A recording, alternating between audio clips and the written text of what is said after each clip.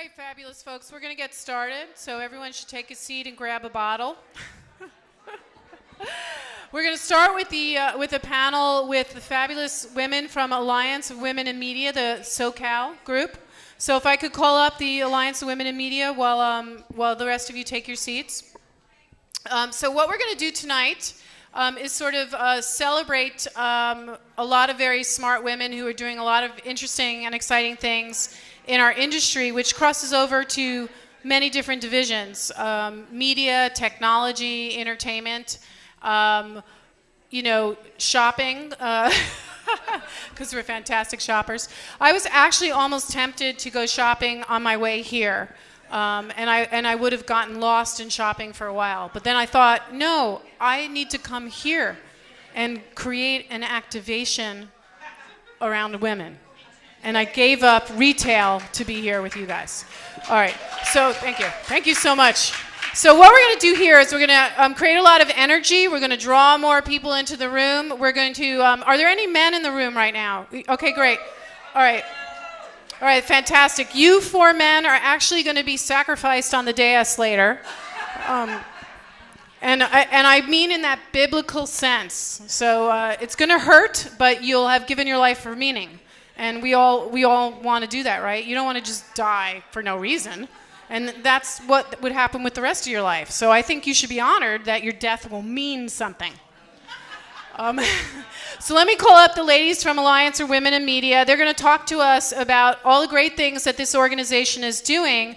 And this is really what tonight is about, is celebrating achievements and sharing the great work that we have done. And I think this is one of the great challenges in our community of women in media and entertainment, is that we don't share enough and talk about and boast and brag about how fantastic we are. So I'm going to start by saying that I'm fantastic.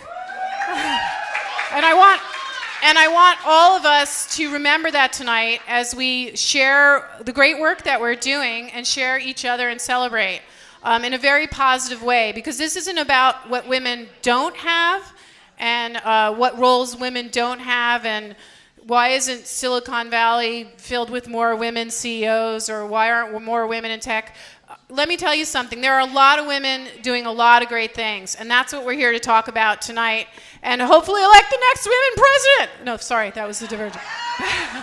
Not allowed to talk about that stuff. Hillary Clinton. Anyway, I'm not really supposed to share my political views, Hillary Clinton, but if I did, Hillary Clinton, then I would just say to you to be smart about who you put into office, Hillary Clinton. Anyway, all right, let's go. It's an old bit. All right, let's call up the Alliance for Women in Media, the SoCal group, and let's have a big hand for Desiree, who's going to introduce her fantastic group. Come on, let's hear it. Woo, woo, woo, woo.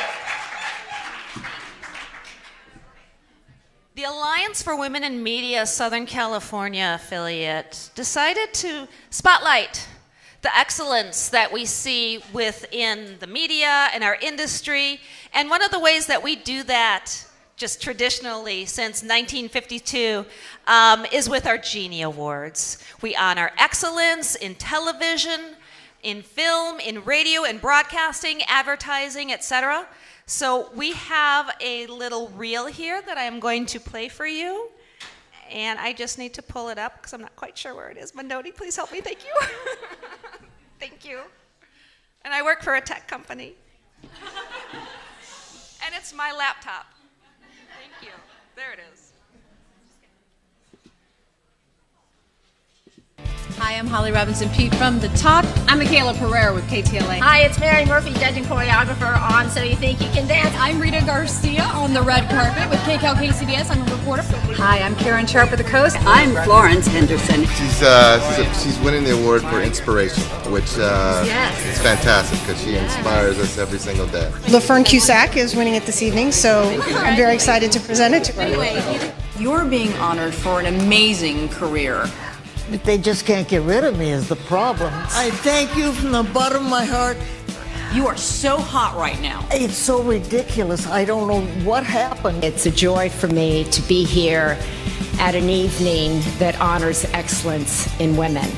It's an incredible honor, and I'm really thrilled to be a part of this evening. Women who are driven, women who inspire, women who are excellent role models, because it's not easy to be a role model. You are on 24/7. There's no vacation from being a good role model.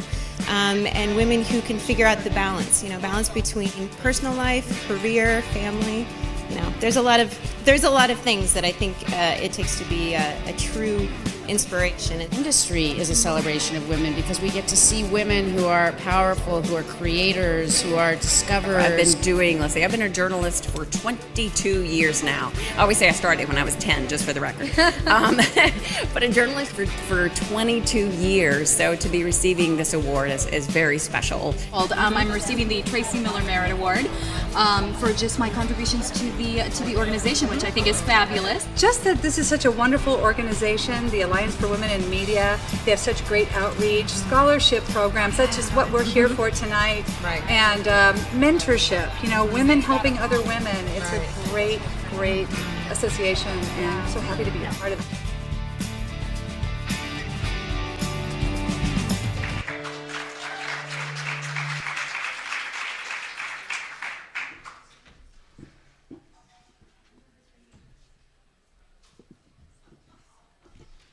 We put together a panel tonight that celebrates excellence with our past Genie Award winners, and we're going to talk about inspiration. We're going to talk about the things that really drive our industry and what inspires us, and we're going to share some stories and good times. We wanted to keep this very casual and light. We're all here. We're all family. So right now I'd like to bring up the panelists for tonight. We have LaFern Cusack. She's a host, producer for ESPN. She also works for Promax, BDA, LaFern. And she's also our immediate past president of AWM SoCal. I'd also like to bring up Lisa Fox from iHeartRadio.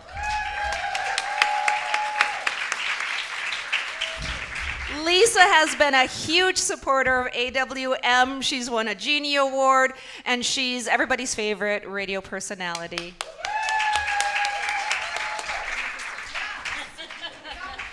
And our very special guest, Mary Beth Garber. She's the EVP for Marketing Strategy at Katz Radio Group.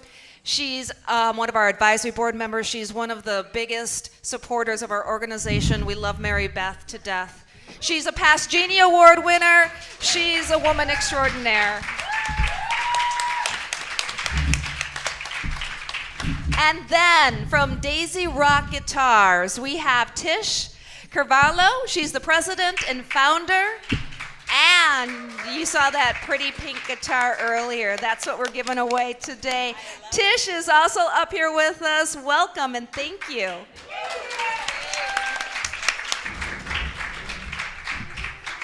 I'm going to start by bringing up somebody who inspired me so much, and somebody who I saw such passion and dedication in from the very beginning that even today it just kind of makes me kind of tear up a little bit inside. I remember when I first started my very first term as president of then AWRT. We were the Southern California chapter, and that was back in 2003. And it sounds so little. You know how sometimes the little projects turn into the big projects? For some reason, we just could never get this silly newsletter off the ground. It's the simplest thing. And, back then it was a little bit more difficult, formatting things and getting it together, organizing it, and copy editing, everything else. And this very new board member named LaFern was in charge of our newsletter. And I have to admit, my expectations weren't the highest because nobody could quite pull off this silly newsletter. And she was charged with it, and about a week later, she sends me this link to this gorgeous newsletter. I think she used Constant Contact at the time, which was like genius. And I just knew right then that this person was very special. She was the kind of person that got things done. She was motivated, she was dedicated, and she was passionate. And right now, I'd like to introduce to you LaFern Cusack. Thank you. I'm going to get up right now. Thank you so much. It's such a thrill to be here. And I want to talk about inspiration and how I'm inspired. I'm inspired by people's passion. I'm inspired by smart people. I'm inspired by these women sitting here right here.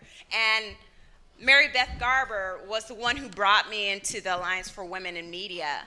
I came here from Chicago, and she was the first person to give me a job and show me things that I never thought existed. I never knew existed.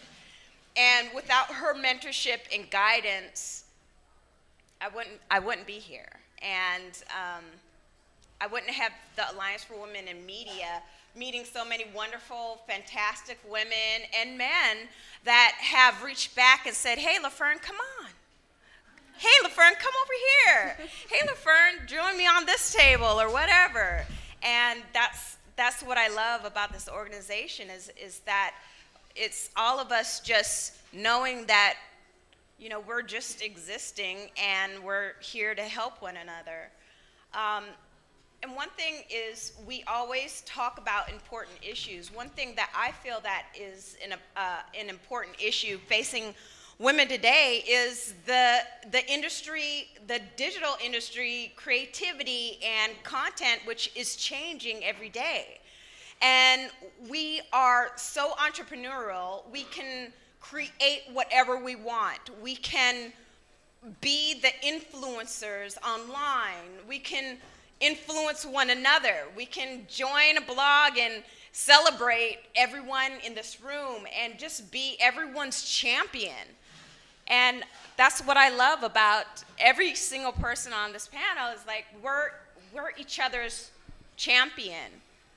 And again, the media industry has changed, and I'm so excited about the different platforms that are coming up, and there's so many opportunities for us to thrive together and to grow together and to learn from one another. Today I was at this one panel, and I heard a lot of like people going, well, we need to do this, and then another person was like, well, if it weren't for you, then we wouldn't do this. And I was like, you know what? We all have different opinions, and that's what makes us great.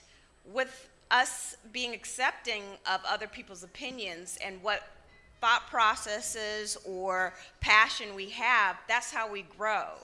So thank you for sharing who you are with me, and I want to thank AWM for having the opportunity to share my passion with you. Thank you.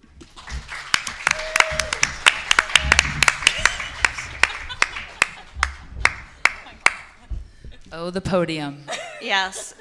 Really quick, when I first came to LA and I turned on the radio, and the station was 98.7, this was in 2001, and I heard two voices, one guy named Ryan, and he just kind of annoyed me, and the other one was Lisa. And I was from a radio station, I worked at a radio station in Appleton, Wisconsin at the time. I was just like, wow, these guys rock. This is how radio is done. And it was my honor to meet Lisa just a couple of years later when I worked at the Museum of Television and Radio. And then we went on to honor her with a Genie Award, and she's an inspiration. She's a supporter of this organization. She's somebody who's a champion of women in broadcasting, and she's just a role model for us all. And I'd like to introduce you to Lisa Fox. The podium. The podium. The podium. Do it. There's a reason why people go into radio. It's because there's that fear of public speaking, and there's just nowhere to hide back here. I'm just kidding. Thank you so much. The gals are so amazing and so nice here. Where do I start? I'll start with your theme of inspiration. I'll say this about being in the music industry and in broadcasting. I grew up in a time where my family, my mom losing her mom at such a young age, she kind of grew up where she was taught the man provides, the man, you know, we know. Let the man do it. We don't need the man to provide a damn thing. We need to provide for ourselves. And I think that after I saw my mom go through several divorces, and she was kind of a product of her situation, and I just thought, gosh, I don't want to make bad decisions in relationships based on my income. I want to stand on my own 2 feet and make really healthy decisions. And I remember growing up in the Bay Area originally, seeing these newscasters and these noble women up there, and these proud journalists and telling these stories, and I just felt like, gosh, look at these ladies, classy ladies telling the truth and doing their thing, and I thought, you know, I want to get into broadcasting, and going through college and all that. I never had the right hair. I had big 80s hair in the 90s. For decades, I just wouldn't let it go. Aquanet, let it go. And then radio just kind of happened. It just, when you work really, really hard, I just remember thinking it was so much fun. It was such a gift. I worked in like 3 restaurants and going to college and worked so hard. I never thought it would actually happen. And that's what I've learned so much is just the hard work. You know, it paid off for me, and it can pay off for so many people. And it's tough to see these new generations of people. I don't know, like everyone's so damn lazy. I don't know what their deal is. So I get inspired by people. Like I brought Nicole that works with me at iHeartMedia at the radio station. She's a young girl, and she's always asking questions, and she's always wanting to do more. And you know, the youngins, like you were talking about too, they're experts. And I'm like, what is Snapchat? Damn it, there's a new one. Should I be periscoping now, or should I have already done that? Damn it! Like I still have a BlackBerry, but the point is that you know. Oh, I got cheers and jeers. Yes, it's a thing. I get taunted publicly for having a BlackBerry. Old school. It's just the keyboard. But the point is embracing new things is super important for all of us, for all ages.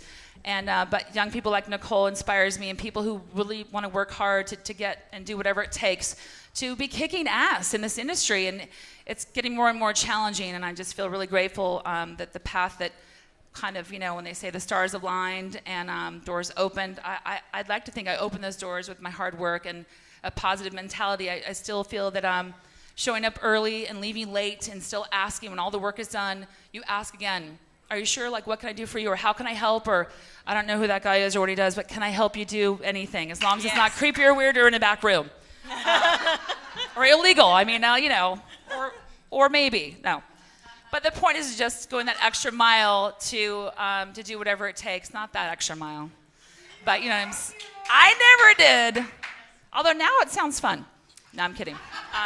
But the point is that radio has been an amazing gift, and I'm grateful for every day, especially in the changing times. Every day that I get to do it live and I get to keep it real.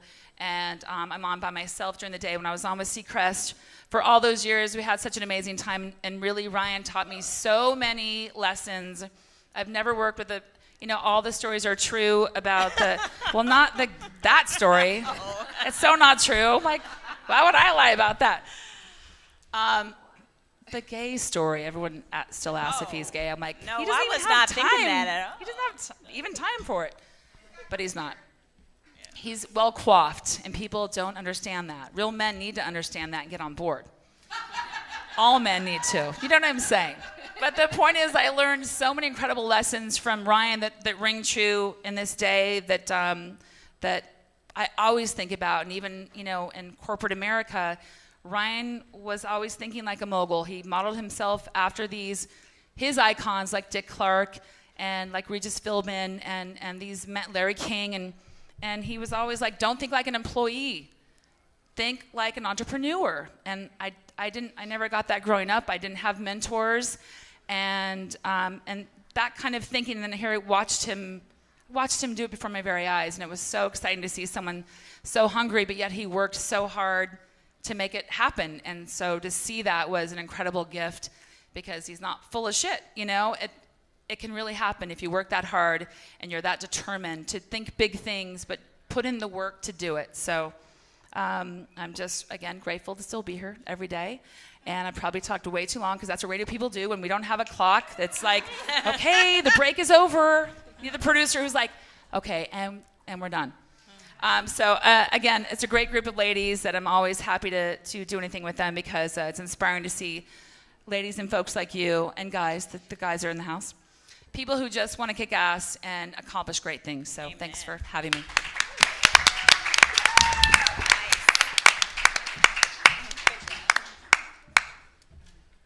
Leadership is such a cornerstone to everything that we do, and within our industry and many others. Women executives are still underrepresented. We still don't make as much money as men, and we all know the statistics and the stories, etc. It's really so important for us to have role models who are true leaders, and that's what Mary Beth Garber has been for this entire organization for many years, and she's an inspiration to all of us, and I'd like to bring her up here to speak right now.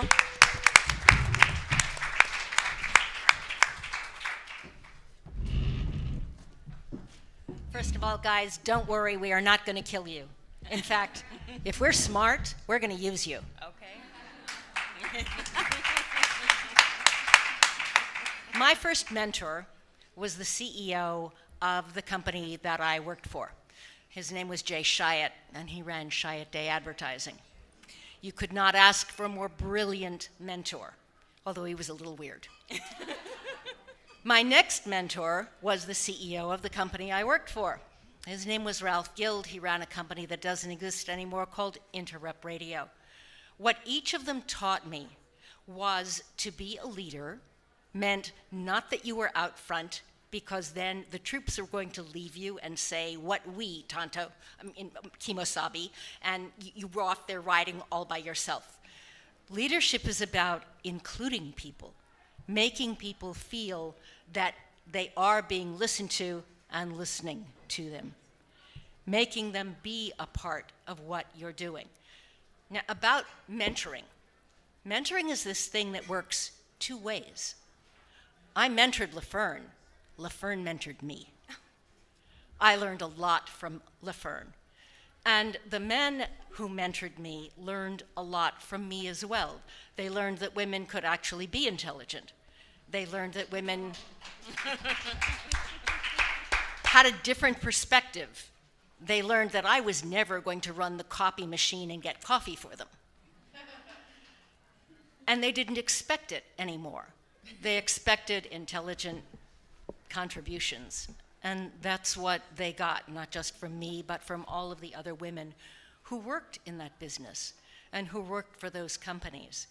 When you look at this table, this is an amazing collection of women. When I look out there, this is an amazing collection of women. And what's marvelous about this business is that now men are coming more and more and more to understand that we are different from them. We think very differently from them. But without our perspective, their companies will not be as successful. There's a major, major radio company that just recently got rid of the two guys who ran it, who were misogynist is a really good word here, and replaced them with a woman. Because what they realized, and what so many other Fortune 500 companies have realized, and other companies worldwide have realized, companies that are run by women, countries that are run by women, have the best, most profitable situations you could possibly hope for. They're well run. The greatest amount of peace. The greatest amount of peace England ever had was under women. The greatest amount of peace Israel had was under a woman. The best run country in the world today is run by a woman, a German woman. Maybe we could follow in those footsteps. In any case, mentoring and inspiring comes from your being willing to mentor and inspire the people who are mentoring and inspiring you, whether they're men or not. So have at them. Open your minds. Go for it.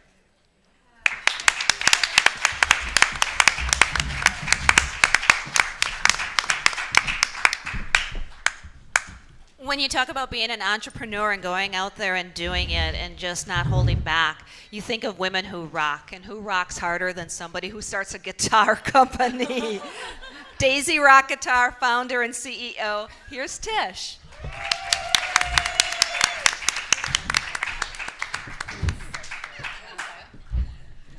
So these two Jews walk into a bar.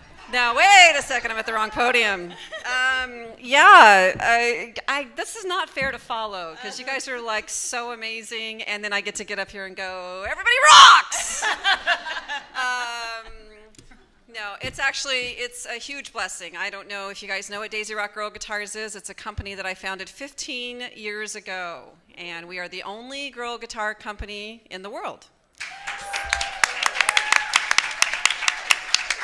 You might be asking yourself, what is the girl guitar? Well, as we all know, guitars are big and bulky. So as a bass player, well, wait a second, I have to go back because it really all started in the 7th grade.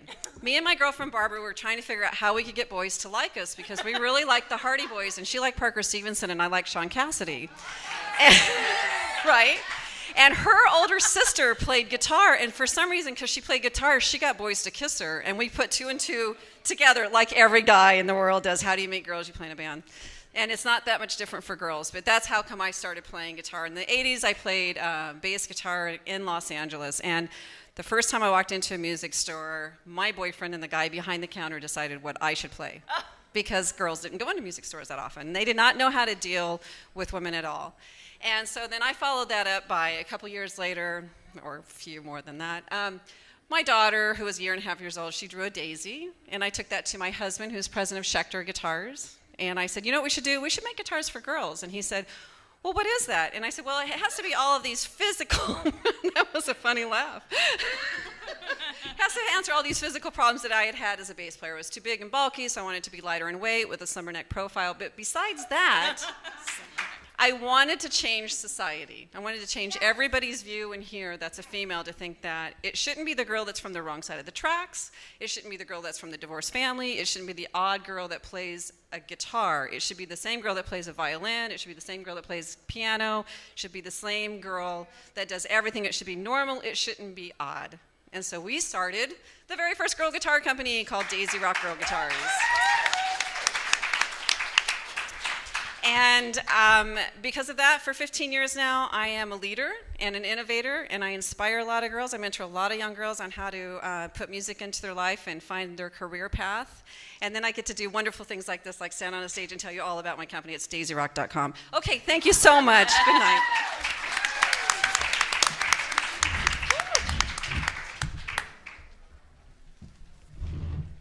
Again, let's hear it for our panelists. Yay!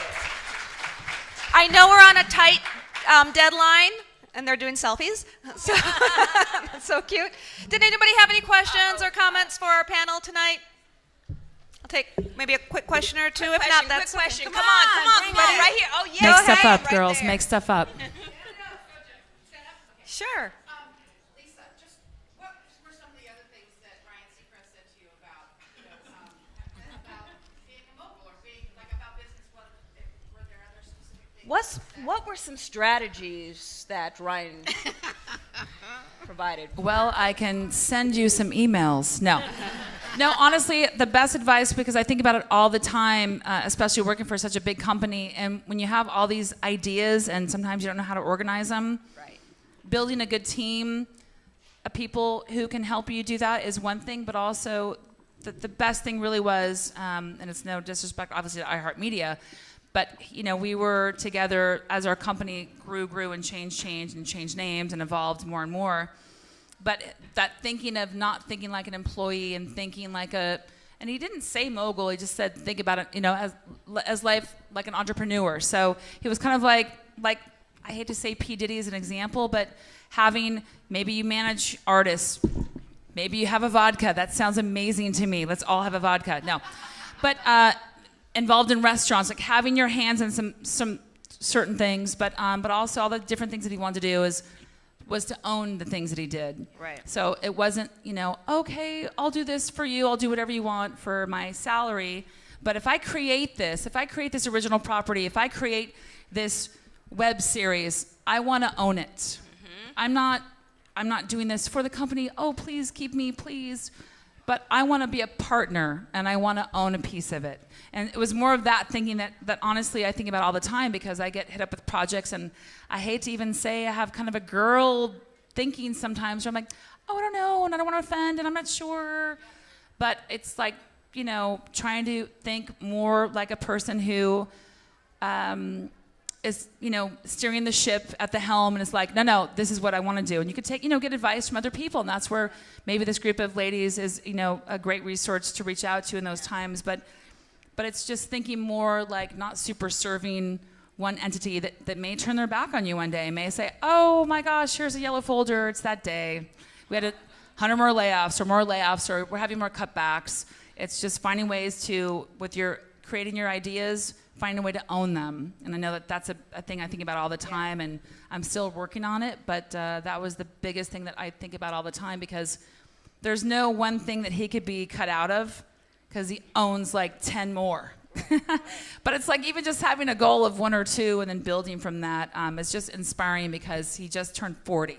So, and he's still so young. Oh my God! But still like a lovely person, and shares and is With very lovely gracious suits. with He his has lovely people. suits. And right, the suits in Macy's and the funny commercials. And anyways, I adore the guy, but the smart business things I remember all the time, because I didn't have that person in my life, or the father figure, that business person that made me think more like here instead of, oh, I don't know, I'm not sure, and all that stuff. So, But that's one thing, like Mary Beth taught me. Mary Beth, if you can talk about how strategically you position yourself in negotiations, and when things are going against you in so many ways, and you're down here and everyone else is like up here, how do you move through that? See what I mean about mentoring me? How do you move through that? You figure out, first of all of us are salespeople. You're a salesperson. Everyone is a salesperson. Whether we're selling ourselves to one another as people or positioning ourselves in an organization, you're selling something. And in order to sell something, you have to figure out what's in it for them. What are they going to get? How do they benefit out of this? So once you can figure that out, you can figure out how to position yourself. What are you bringing to this party? What do you have that they want? How are you valuable? What do you all own that they can't get rid of you? And how do you become indispensable or really valuable to these people because of what is in it for them, what they want? So that is what you need to figure out, and then you need to do an honest assessment of yourself. And by honest, I don't mean denigrate. I mean, as you said earlier, I'm fantastic. You have to come from the opinion that you are fantastic. Word up. And you have to be able to honestly be able to separate out, these are my abilities. This is where I am outstanding. This is where I'm maybe not outstanding, but I can learn. And understand that most likely 90% of the women in this room, if they were offered a job that was what they consider to be way above them, they would not go for it because they would be afraid that they wouldn't qualify for the job. And 90% of the men in the room who had absolutely no qualifications whatsoever for it would jump at it. So those are the differences. We have to abandon the I don't think I'm good enough and be able to say, here's what I do well. Here's who I am. Here's what I have to offer now. What do they need? What do they want? How do they benefit? Position it that way. You'll win. And maybe not be afraid to take risks. Don't you all watch Shark Tank on Friday nights? Come on. Yes. When you watch Shark Tank, you're like, look at that idea. It was so good. And then they pose it to those people, and they're so sharp and they're so rich. You're like, God, I hate that they have all the control, but do they? So Shark Tank is another inspiring way to just think, gosh, don't be afraid to go for your ideas. If it is on the side of your paying job, don't be afraid to kind of go for other things as well. Think of it as a course. Any other questions? Sorry, Mary Beth. Yes, back there.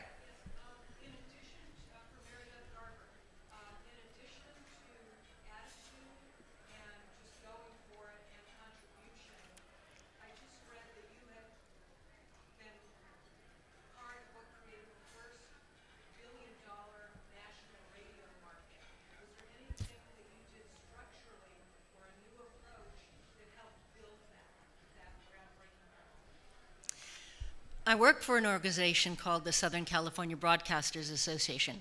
It had by and large been, they would get involved with political people in the marketplace, and it was more or less to keep up the image of radio. But they didn't really know quite how to do that as times changed. So when I came in, the first thing I did was surround myself with brilliant women And wait, I don't work there. Sorry.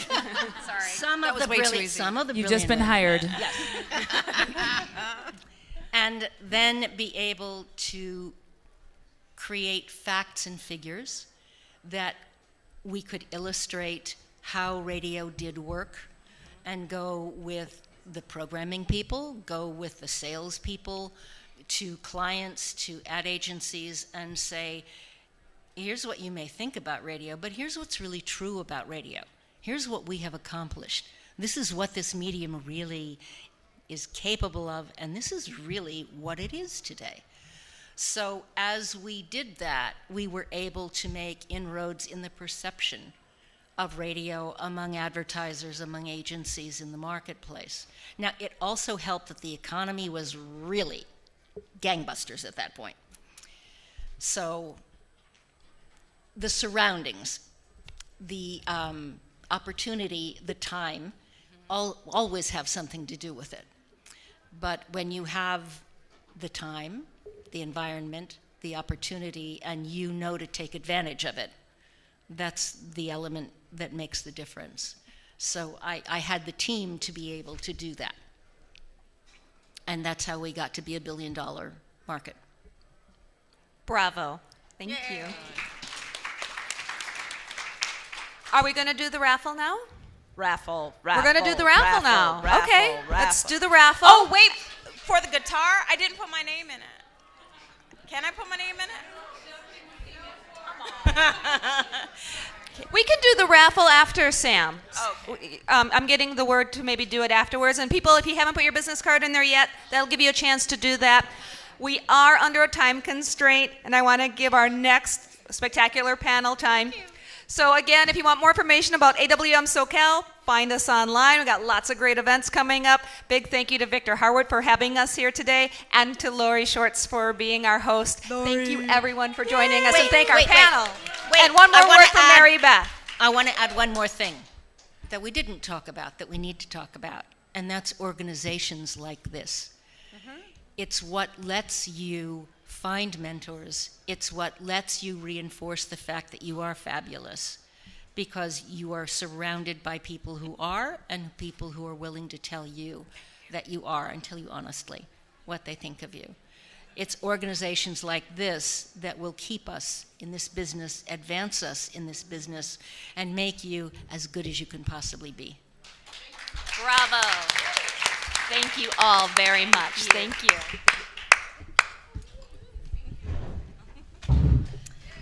And good night.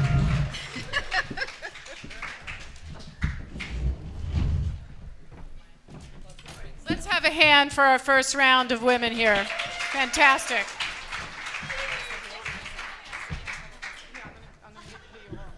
I'm making business deals right now. Stand by. All right, let's have one more hand. Come on, raise it up. All right, let's have our other panelists make their way up here while I do what my writing teacher used to say, chuffa chuffa, which is the stuff that doesn't matter. Yeah, when you're writing a story and it takes a really long time to get to the story, he would go, that's chuffa chuffa, get to the story. So the story, shoe leather. So the story is, this panel was formed over the concept of basically saying, look, we're not going to complain about where we aren't. Let's celebrate where we are. So the women that we have on this panel Ritz. tonight, what's that, darling? I said we're at the Ritz. We're at the Ritz, that's right. What we're going to talk about tonight is the firsts that these women have done. So these women they came, they saw, and they kicked ass, right? So I'm going to let them all introduce each other, and then we're going to hear their stories. So these are all women that I've met over my very long career. I started when I was 12 years old. That's why I'm so young and youthful looking. Youngish. And they've all done things that have never been done before. And that's the thing that we need to keep reminding ourselves again about, is that there's a lot of great work that we have all done. So I'm going to kick off by first saying, we're fantastic! Now, I want everyone in the audience to say it. I'm fantastic. I'm fantastic. All right, we're going to do it again in a minute. It feels good to hear it. I'm like Tom Cruise in that weird frog movie. All right, so let's go down. Let's go down the panel and just introduce yourself and just give a little brief summary of your career. We'll start with you, Bettina. Okay, I'm first. Hi. My name is Bettina Sherrick, and I've been in digital since right, 1997 was when I first started working on like a digital project. When everybody's like, "What the hell do you think you're doing? Nobody's gonna look at a website." So that's when I started. And I've been a woman pretty much all of my life. From the beginning. From the beginning, right? Yeah, so that's what they tell me. And so I've been a woman in digital for, but since the Stone Age. So now I am founder of Hollywood in Pixels. It's an organization dedicated to the preservation of the pixel. Many of you don't know that the very first Hollywood marketing campaign was actually done in 1993.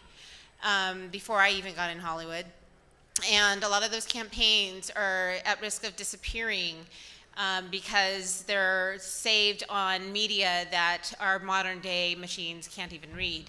And so I've been on a one-woman crusade to try and convince people to not throw away their hard drives, their floppy disks, their SideQuest disks, their zip drives. I've got zip drives in my house, people. Zip drives. So that we can actually make sure that the story of how Hollywood became digital doesn't get lost and deleted. So that's what I'm doing. My job before that, if you're wondering like what gives me the audacity to think I could do this, my very last job was I was Senior Vice President of 20th Century Fox International Strategic Digital Marketing. I was the first international digital employee hired in 2000, and I basically built everything that company's doing from an international standpoint, even though they don't know it. Oh, sorry. That's right. Excellent job. All right. Next, we're going to go to Sandy. And again, and this is something, by the way, when I was putting this panel together, a lot of these ladies said, "Oh, I don't know if I could, have I really done anything?" And so I wanted to change the language again tonight based on what you were saying earlier, is that, remember what I was just saying? I am fantastic. All right, let's go to the next fantastic lady. Okay. Sandy Abrams. I think I was the one that said that to you because Because I whine a lot. Okay, we all said it. But I feel kind of outside of the digital technology world because, quite frankly, I am outside of that. I'm an entrepreneur. I started a business over 20 years ago in the beauty industry without any business background at all. And so 5 years ago, I wrote a book called Your Idea, Inc. to help other regular people with great ideas launch their own business. Thank you. And I feel so at home now on the panel because of the panel ahead of us and the entrepreneurial spirit. So while I don't necessarily speak that tech language, I think it's all about what they were saying, really being able to create your own opportunities. What I love about digital is that I feel like we are all entrepreneurs within this new platform, which is maybe not new to you and the people that have been in it for a while, but I think that there are so many spaces within digital now and technology where there aren't rules. So we as women in business can point out to a big brand, hey, I think you're missing this, or I could be helpful or valuable here. And I think we're just about hitting the tipping point where big brands are saying, I think you're right. And what does that partnership look like? And we're able to now tell them what it could look like. And so I think I'm here on the panel, I don't know, to talk about, You're here because you are fantastic. So, all right, one thing Sandy's not saying, and this is, again, something we're going to work on by the end of this panel, is It's an Sandy intervention. invented the gloves that you put on your hands that soften them. So even though that sounds like something that's been around forever, Sandy actually invented that, and they're called Moisture Jams, and she was the first one to put them to market, okay? And Bettina was the first woman to bring digital to international film, and and one of the first women to really champion, marketing and social globally for a network. And often spoke and things like that. Whatever, you don't have to call them what they want anymore. Anyway, so I'm just going to re-promote them because this is a little disease that we have. We don't celebrate ourselves enough, right? Because I am fantastic. That's right. All right, let's go over to Julia now. Okay. I don't make a living as a therapist. I don't know if you could tell. Oh, good. I didn't realize it was a workshop for me. Yeah. My name is Julia Fry. All I ever wanted to do was work in the movies. So I came to Los Angeles to work in the movies, and I work in the movies. Yay!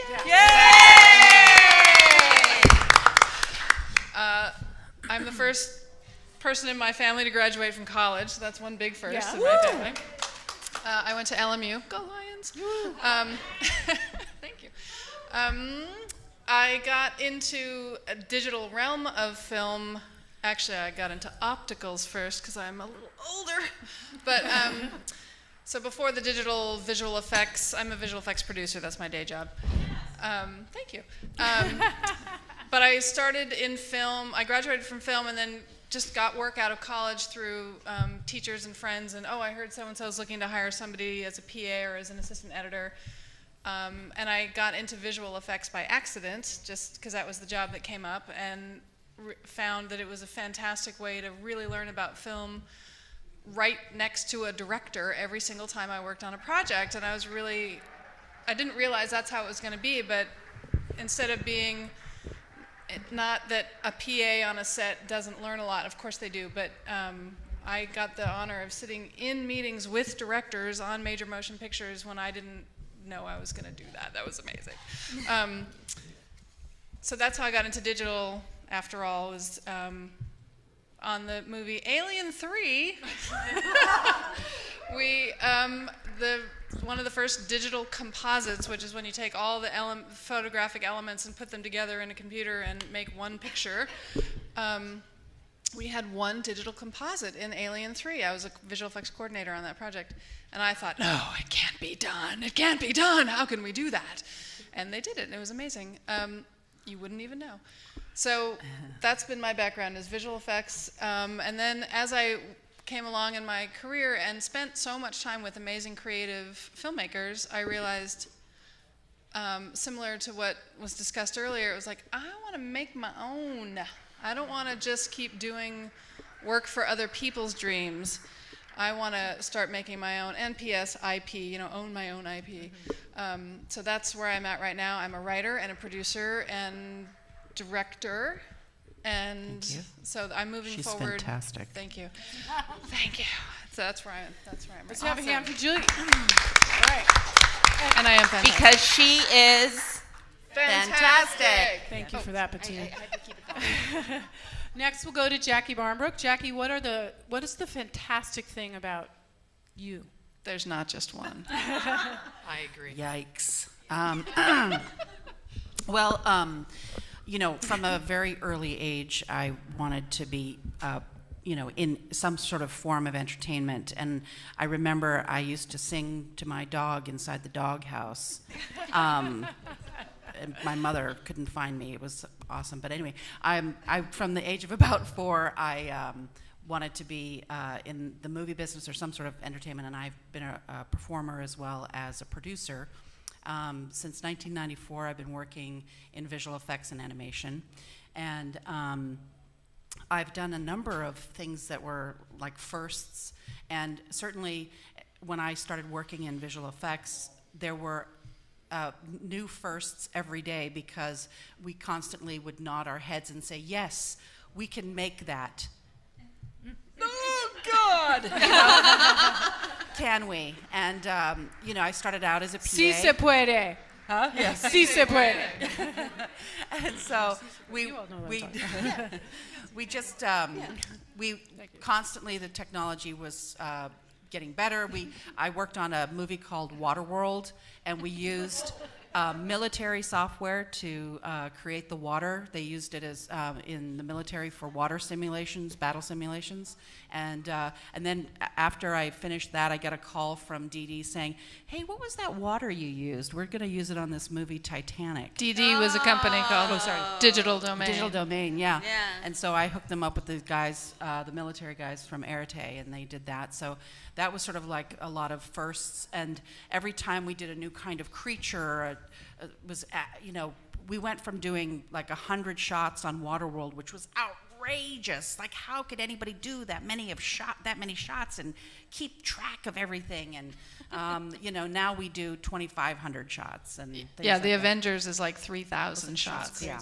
So those were firsts, and as I've sort of moved through my career, I realized that there are many moments that I am absolutely terrified, nodding my head, saying, "Yeah, sure, I'll do that job. Yeah, you can. Yeah, sure. That sounds like a lot of fun." Okay, and then somehow we I'm sorry, the wonderful lady who was speaking from the radio station, who said that you just surround yourself with amazing people, and there's so many amazing people out there, and so many smart people, and you get all those people in a room and you smash their heads together, and we figure it out, and it's the desire to figure it out, that makes it happen. I ended up producing an animated short film that won an Academy Award, so that was a good day.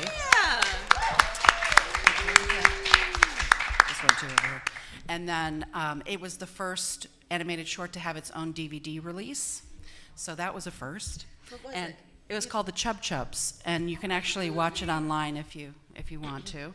I love the Chub Chubs. The Chub Chubs, they're so cute. And then at some point, somebody asked me if I could help do this test for Alice in Wonderland, Tim Burton directed, and they wanted to put an animated character, a live-action character, and a performance capture character all in the same scene, shot in stereo with a virtual background that we could view in real time.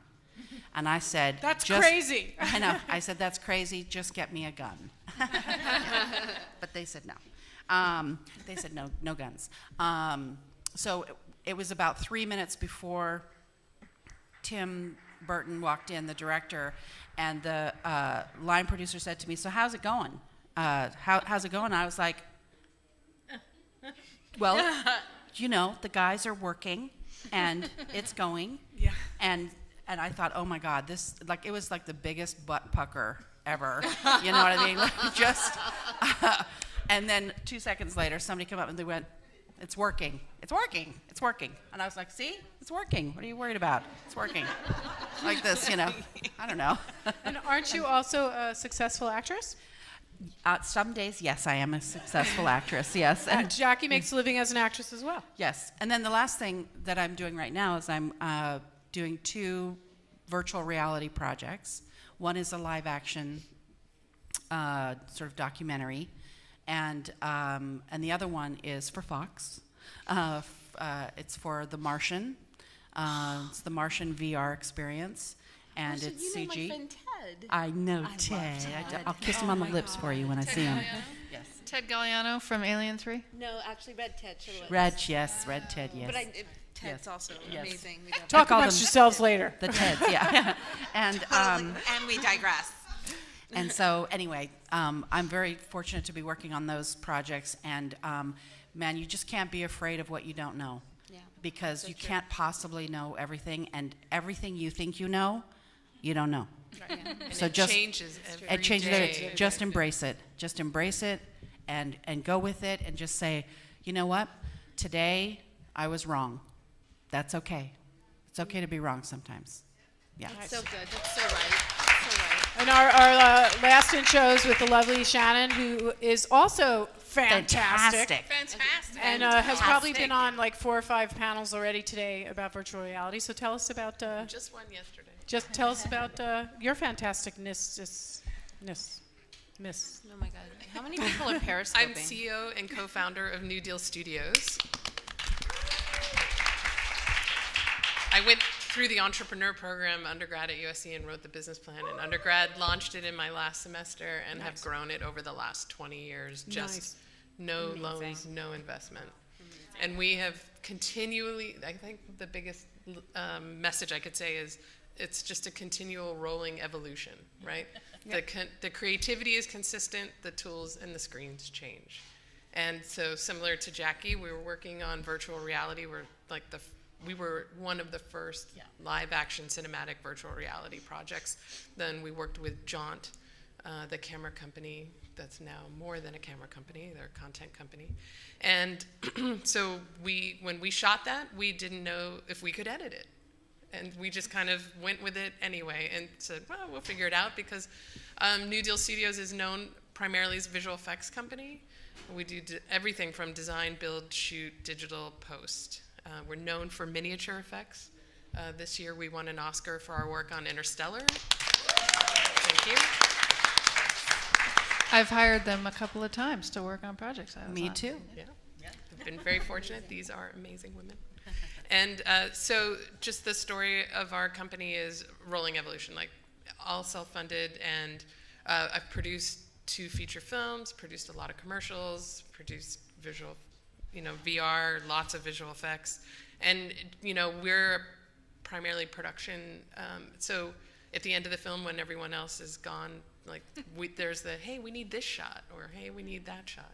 And we've built actually a great production portfolio on that, of, putting people in water or different things.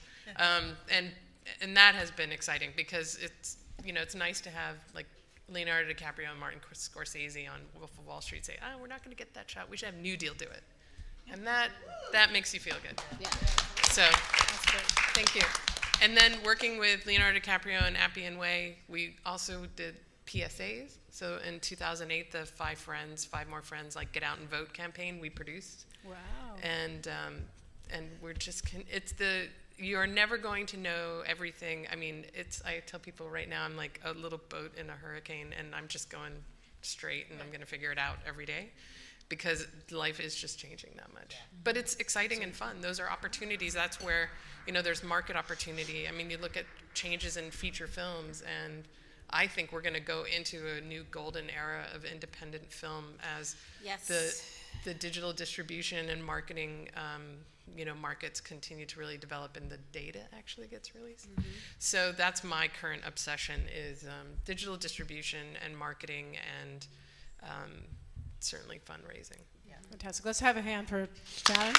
All right, so she is. We're going to talk a little bit now about just, there's all this chatter right now, and if I seem distracted, it's because my 6-year-old just lost her first tooth. I know. And she's 6. So I've got to find some cash. Anyway, so my question for you guys is, why is there so much chatter right now about women not accomplishing or not having big roles or not being, CEOs, when all of you guys are doing amazing things? So I just wanted a little talk about that, because everywhere I turn now, people are like, oh, the data about women.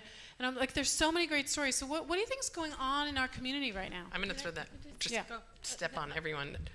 It's because we're all more connected and we're talking and we see the data. Mm-hmm. And people are getting up and speaking and sharing and, standing up. It's not, you don't stop at not. It's not enough. You see, if there were not, then we wouldn't be here.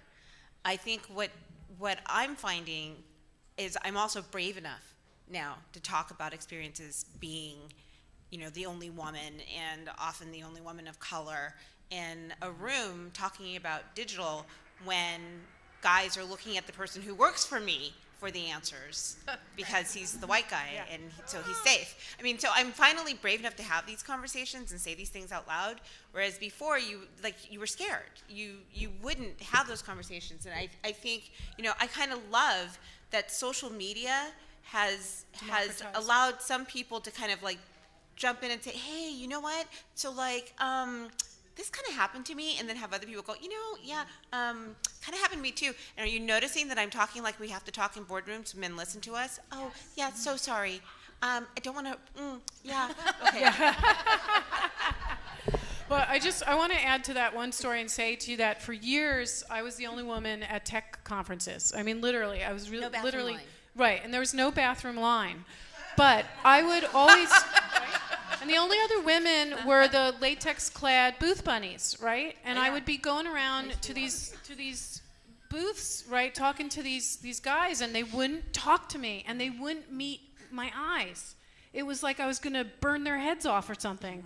And until the male with me spoke first and yielded the floor to me, then the conversation would happen. So those days are gone to a certain extent. Some of them are gone. You know why? Because I'm louder now. Okay, yes. See, But yeah. but what do you guys think? What's your experience? I don't know if any of you, because movies. So I read all the trades, but the Jennifer Lawrence article that she wrote. She's my hero. Right, and the thing I most appreciated about her, if you don't know, sorry, she wrote an article about how she found out she got paid less than her male counterparts in some big movies, less, right? Significantly less. She acknowledged that, yes, she makes a lot amount of money. That's not the point. She does realize that. She's not trying to say she needs more money. It's just the parity. But the thing that I really appreciated the most that she said was, I don't blame Sony. I don't blame other people. I blame myself for not speaking up and not negotiating more strongly. And I absolutely am guilty of that because I know I make a heck of a lot less as a visual effects producer than a lot of the male counterparts that I have. And I'm working to rectify that. But it's really about speaking up. It's just speaking up in a way that they're going to hear you. That's the key, though. Speaking up in a way where they don't shush you. And then I was shushed a lot. And it gets to you, and then at that point you just kind of you just start to resign lose your yourself courage. to it. Yeah, right, Yeah. exactly. I mean, it's like you lose your courage, even though you know, like you go home and you're thinking, oh my God, I just did X, Y, and Z, and no one's done that before, and people are texting you and saying, oh my God, good job, good job, good job. Yeah. But when you get into that room and you feel like there's no advocate next to you, sometimes it's very hard to be your own advocate. And, that's what I really like about this room already is that it sounds like this group that I never heard of. Oh, my God. That just tells you. Alliance for Women in Media. Yeah. Right? No, I wish I'd known. But, it's like you need to find the people who can help you and be that advocate when you want to speak up. I think also... No, don't apologize. Take the mic. Take it, Sandy. I was just going to say, I think that I've never been in the corporate world, but I think that now the entrepreneurial world benefits by having people leave corporate, women leave corporate and start their own businesses. And I feel like almost maybe ignorance has been bliss for me that I haven't encountered that because I've just forged my own way. It didn't matter. I was never in your situation in boardrooms and that corporate atmosphere. And I think that has helped me and navigate even the social media industry and the things that I'm now trying to do through social media is that I don't feel that I need to hold back because I'm a woman or whatever. That I think that this room is great, that we all support each other and having that entrepreneurial spirit. I love seeing like Lori left corporate and started her own business, and so I feel like that's also happening more and more because women are saying, I'm not going to take it, and we can start our own businesses and do amazing things for ourselves, and as Lisa said, own that property, and I think that's what's happening. I think that's great, and I also think that it's really important that we as women actually support each other. Because a lot of times what happens is there's a lot of backbiting and gossiping and very negative stuff that happens that is so There's unhelpful. Fear. Yeah, I think we can't be in competition with each other. We actually really have to support each other because we are our best advocates for each other. And somebody told me a couple of years ago, they said, it's kind of the butterfly effect. And that is, you have to share your gift. If you are a leader and if you have the ability to do something special, and special is a relative term, that there's going to be a woman on the other side of the world in a third world country that you're never going to meet who is going to be changed forever because of something that you did. Wow. You'll never know about it, but you have to make it bigger than you. Yeah, wow. That's great. Let me ask you guys also. Let's have a hand for that.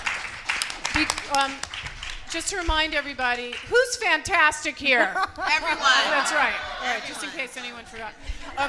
I want to toss another question to you, and then we'll toss it out to the audience. But has anything changed in the last few years? Like, is it evolving? You know, have you noticed anything? You know, what has changed? Because certainly, and I think some of you have mentioned this, for me, I've entered the, I don't give a fuck years, which is very helpful. Yeah. Right? Zero fucks left to Right. give. So I'm starting Zero fucks left to give. And we were talking about this outside. I'm starting to say to people, well, look, you pay the donut man for donuts. You've got to pay me. Because for some reason, women are terrible at negotiating for ourselves. And so often, as a consultant, they're like, well, it's good exposure. And I was telling these guys, well, I expose myself every night out my window. I want dough. So my question to you is, is anything bubbling up? I heard a good point about negotiation, which is think that you're the most successful person and you have all the money, and what would you do with it? Or think of your family, and then you're negotiating for them or what you're going to do, and not just for yourself. And don't be afraid to ask. Okay, if 3 of your bosses tell you that they want you to do a job, and in your mind you know that it's not the right job and it's not going to really benefit you in the long run, do not let them take you to lunch and have 2 bottles of wine and then convince you to do that job. Yeah. I think we as women have intuition, right? Absolutely. And it gets shut down a lot. And, it's hard. We want to be pleasers. Yes, and it's a lot of strength to sit in a room of a lot of guys and have them beat you down, basically, and you don't want to beat that drum, okay? You don't want to beat that drum. I like to just sort of forge forward and kind of ignore. I kind of ignore that. But, she does that when she's driving too, by the way. So don't get in a car with her. Yeah. But I think, oh God, I totally forgot what I was going to say now. I had like a really good train of thought. Oh my God, I suck. What was your question? You pushing through and ignoring, Have you noticed things have getting changed? it done, and you're fantastic. God, are you fantastic? Lori, you're making it worse. I can supplement your thought. I think it's about bringing value. The difference, like in business, is think about when you're shopping for a product. You don't care who made it. If you want that new lipstick, you're going to buy it.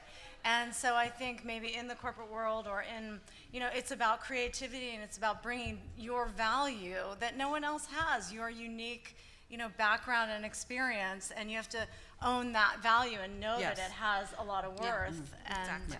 I was talking about intuition. Sorry. Intuition. That's right. Yeah, go ahead. Sorry. Don't be sorry, Jackie. I know. God. Take the mic, Jackie. Take the mic. Go with your gut. Sorry, not sorry. Thank you. Go with your gut. Go with your gut, she said. Yeah, no, but be brave.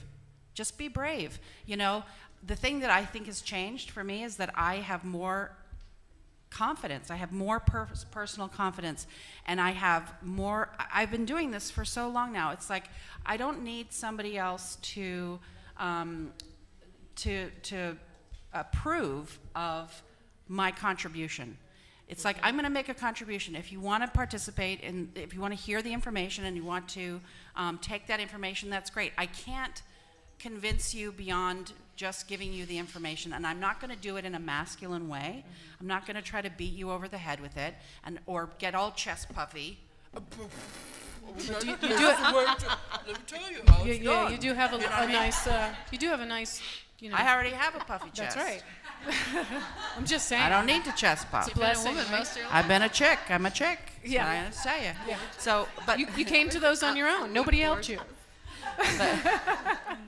But just be brave. Trust your intuition. It's there for a reason. Your emotions are guiding you. Let them guide you, and just try to do everything from a place of authenticity and not being afraid of what the outcome is. And I'd like to dovetail into that, which is, I think the turning point for me in a world that's filled with men, and In a world that's filled with men, she was able to. the turning point for me was, I mean, it is maturity helps a lot. Of course it does, in any field, in any part of your life. But the turning point for me was really separating, going with my instincts and going, staying true to myself, but also really separating myself from this job is not who I am. This is a job that I do. This is a skill that I have, but that's not me. So the very first job where I really put that consciously to effect was on a project where it was a very straightforward visual effects project, and they hired me on after they'd finished shooting. And so all these people had already been working with this director for quite some time, and they're like, Julia, okay, you just have to know he's a screamer, which means he's just a loud ass and whatever. And I'm like, and part of me, I was coming into this so out of objectively, I was like, okay. So I spent the whole time in meetings with this guy, and he would scream at me, but not because of me. He was just a screamer. He was just a guy who just had to get things done. And I was like, okay. So it was really fantastic practice in that particular project to really separate. He can scream all he wants. I used to be like, scared, my God, what does he need? And I gotta get it for him, and can you help me? And I'm like, shit, he's yelling at me, and what do I do? Yeah. And this time it was like, he's yelling. That's funny. Okay, so tomorrow at 10, we're gonna have that meeting, and I'll see you then. So it's really the separation of the objectivity of, you know what you're doing, you know what you want, you go with your gut, and other people can have their opinions about that, and you can choose to go, hi Joy, and you can choose to go, yeah, okay, I'll think about that, thanks, let me get back to you. Or, no, that's not what I'm going to do. Or, yes, that's fantastic. Let me work on that with you. So that was a big turning point for me. So I don't know what's changed in the world. I just know that's what's changed for me. Older and wiser. Yeah. Well, let's reach out to the audience. I'd love to hear any questions or your thoughts about being fantastic. Anyone want to stand up and just... Because you guys are fantastic. Say Everybody's something? fantastic. You over there who's got the big smile. What do you have to say? What's fantastic about you? Yeah, that's right. You, Alexa.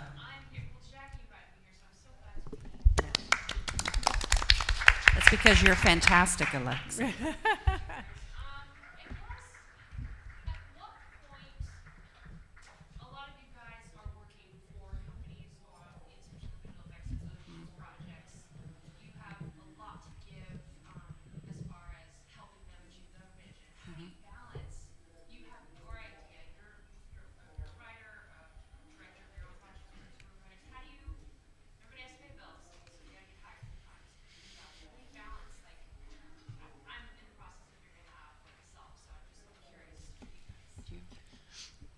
Well, the beautiful thing about working freelance is you get to choose, well, I should say for myself, I have been very fortunate to be able to choose when I work and what I work on, because I live a more modest life. I don't try to, I'm not working just to make the money. And it's good money in Hollywood. I'm not in any way denying that. And I'm very grateful for that. But I don't work a lot. When I work on a project, like the last big project I worked on was White House Down, and it came out in 2013, and maybe nobody saw it but me. And over and over again? Over and over again. But anyway, the point was I took that job because it was a good paycheck, and that allowed me to then not really work for another, and I am married, my husband's a writer, so we're both freelance, so we make the equivalent of one salary between us, and that's our choice because we buy time with our money.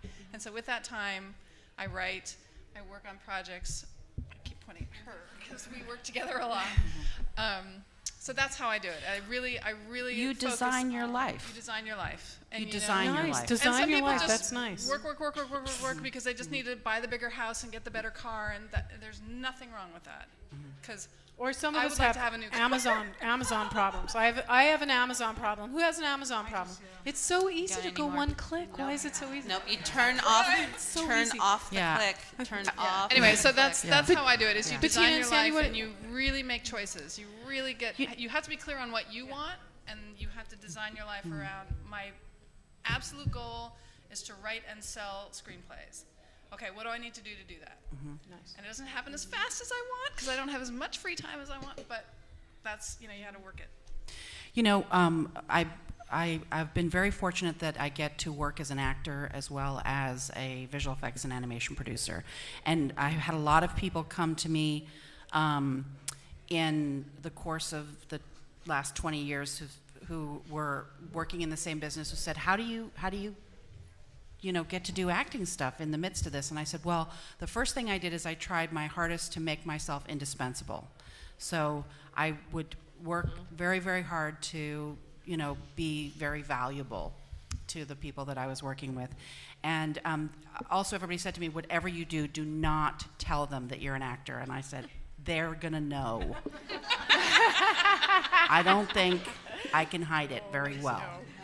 So I walk around doing spirit fingers and jazz hands and stuff like that. I can't do it. She's not kidding. So, I said, I figure that if I'm gone for a week, what if I was sick for a week? They would figure out how to deal without me. And so I just made it so I would say, well, you can either let me go for a week or you can let me go forever. What would you like? And I just made it that this was important to me, and it was important to me for my sanity and my health that I get to express myself in my own creative way. And at some level, I sort of designed my life. I said at one point, I said, I really like to work at home more. And so I do. I do a lot of work, bids and budgets and schedules and stuff like that from home. And it just seems like I have to be careful of what I say that I'd like to do, because then I end up doing that. And I'm very fortunate, but I'm also very clear at times that, I would like to do X. And I try to design my life around whatever that X is. Sandy, Bettina, Shannon, before we wrap? I'm still designing. You're still designing? Oh, yeah, totally. Me too. I don't think there's any such thing as balance. It's a moving target. I was designing it in one direction, and it just wasn't coming together. It was just, and so I decided, okay, stop. Let's reevaluate.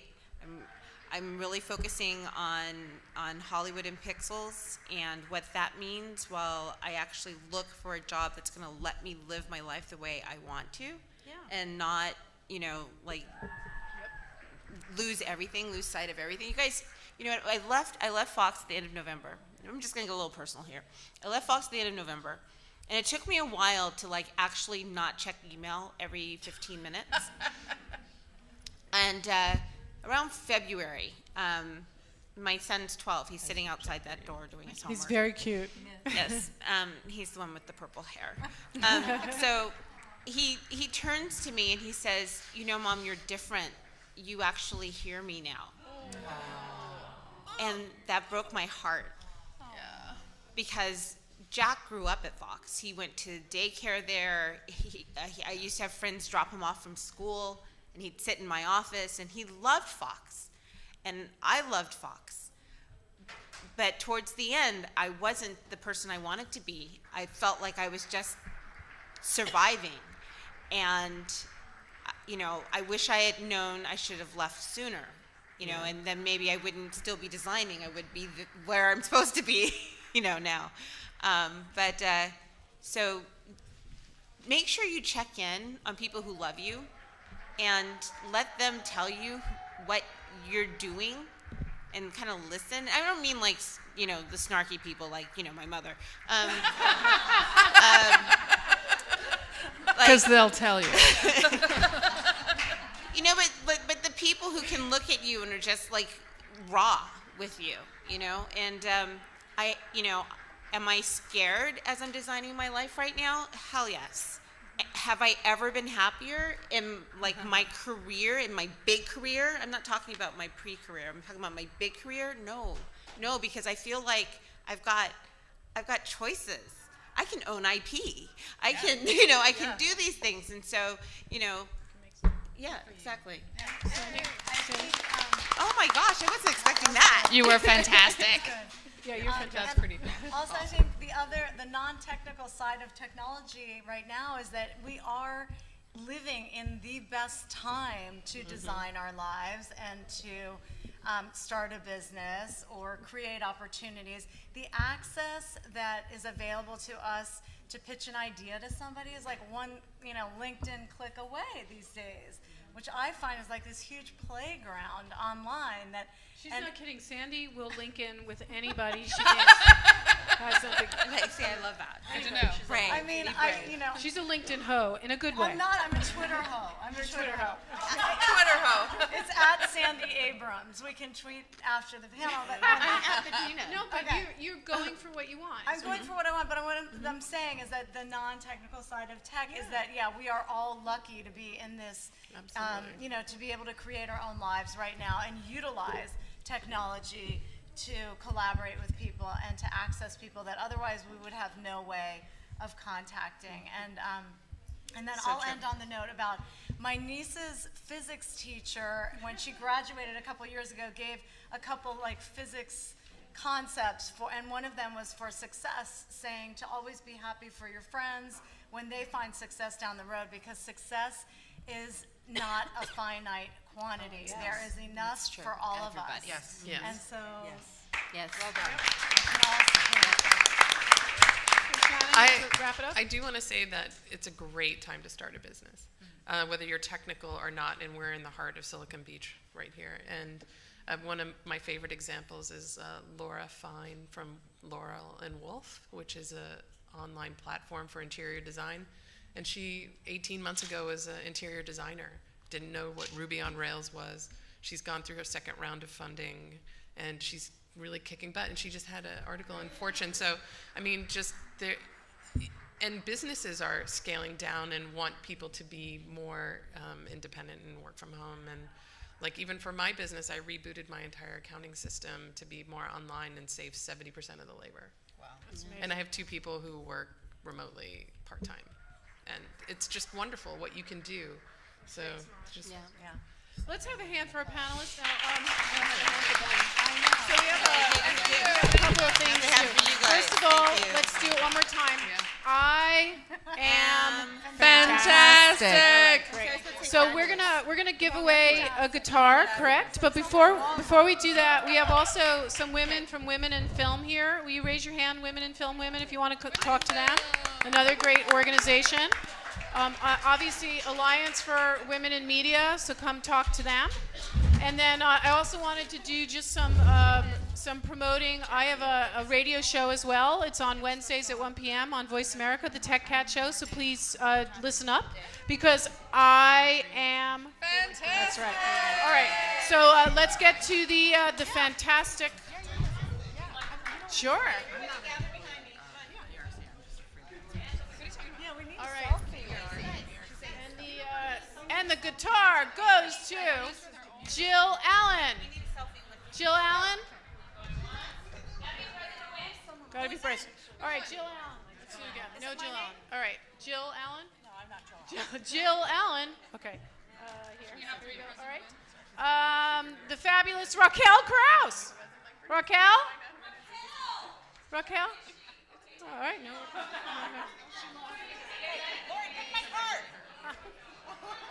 Raquel's a friend of mine. All right, here we go. Althea Garvey. Oh my God.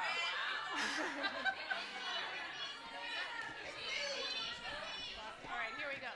All right, this one's it. This is the golden one. Liz Crawley. Oh no. Jesus.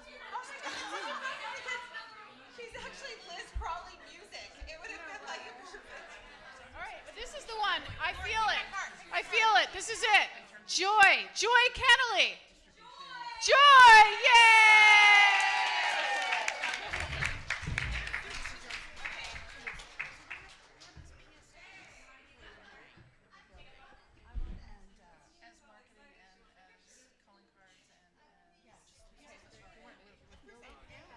So please come up and talk to the ladies. And what I hope you take away from this is this feeling that we're all doing great things. This is a great time for women. Talk to each other. Share what you're doing. Reach out to anyone and make some magic happen. Let me tell you what. Because I am fantastic. Let's have a hand for all of you and for our fabulous panel.